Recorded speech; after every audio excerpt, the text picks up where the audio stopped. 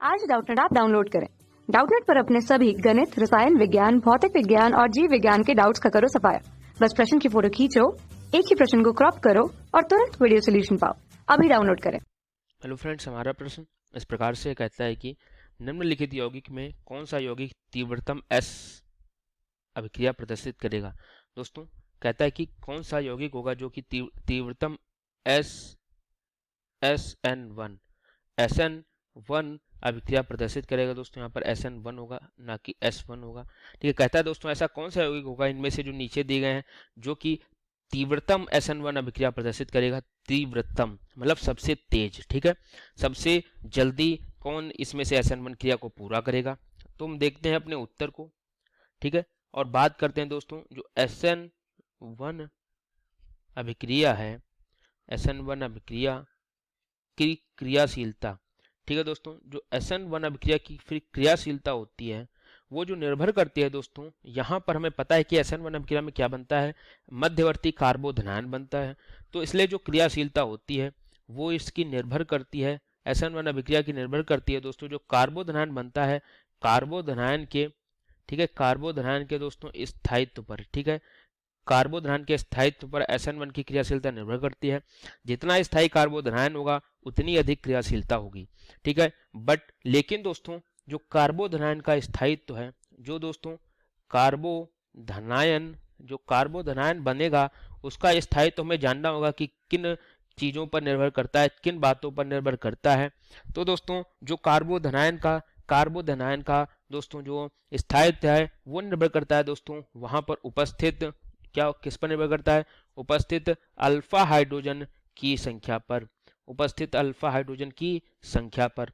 ठीक है, उपस्थित हमें दोस्तों इसको हम अल्फा कहते हैं। ठीक है, इसको अनुक्रमानुपाती कहते हैं। ठीक है दोस्तों, ये हमारा यहाँ पर हम अल्फा भी लिख देते हैं, अल्फा हाइड्रोजन जो होते हैं उनकी संख्या पर। ठीक है, अल्फा किसकी दोस्तों संख्या पर, तो कार्बोधनायन का जो स्थायित्व होता है दोस्तों, जो कार्बोधनायन का स्थायित्व होता है दोस्तों वो निर्भर करता है दोस्तों, वो निर्भर करता है कार्बोधनायन के स्थायित्व पर। वो निर्भर करता है दोस्तों किस पर, कार्बोधनायन के स्थायित्व पर। ठीक है, अब दोस्तों हमें जानना होगा कि अल्फा हाइड्रोजन क्या होते हैं दोस्तों। तो अल्फा हाइड्रोजन की अगर हम बात करें दोस्तों तो वो दोस्तों होते हैं कि अल्फा कार्बन पर लगे हाइड्रोजन, अल्फा हाइड्रोजन होते हैं।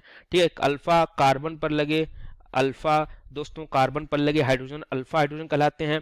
ठीक है, और अल्फा कार्बन क्या होता है दोस्तों, अल्फा कार्बन की बात करें अगर हम अल्फा कार्बन की बात करें दोस्तों तो क्या होता है, हैलोजन से हैलोजन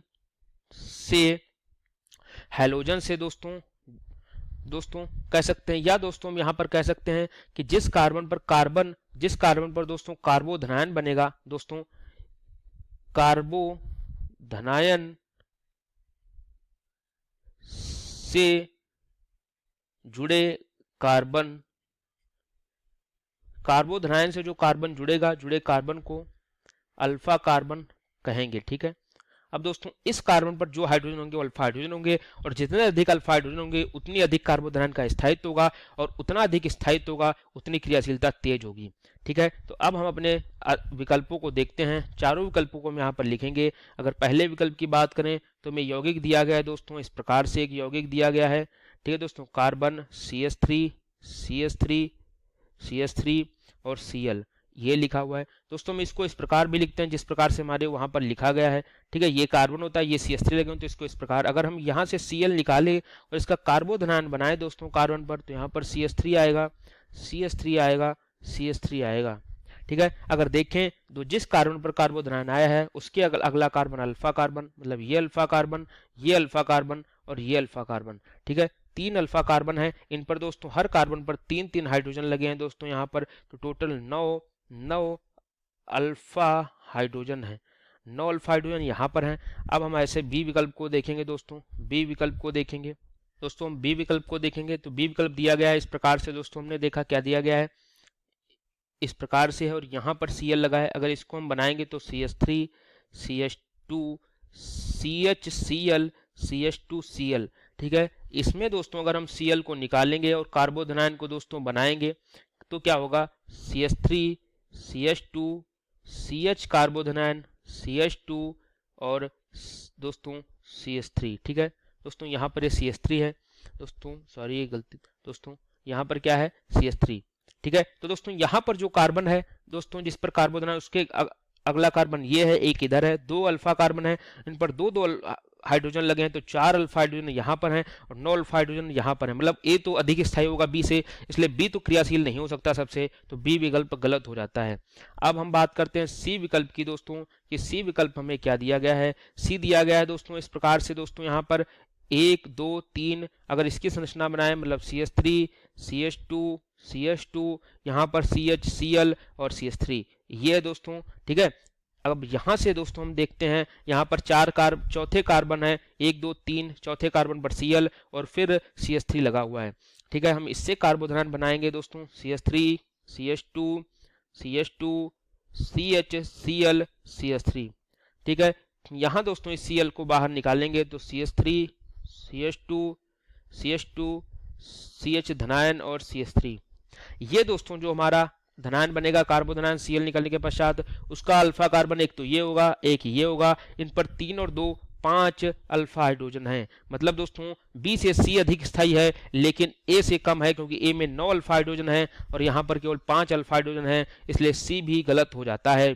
ये सबसे क्रियाशील नहीं हो सकता है क्योंकि A से इसमें कम अल्फा हाइड्रोजन है। अब D विकल्प की बात करते हैं, जो कि दिया गया है CH3 CH2 CH2 CH2 Cl, 1 2 3 4 दोस्तों, 1 2 3 4 और चौथे कार्बन पर Cl, 1 2 3 4 और उस पर Cl।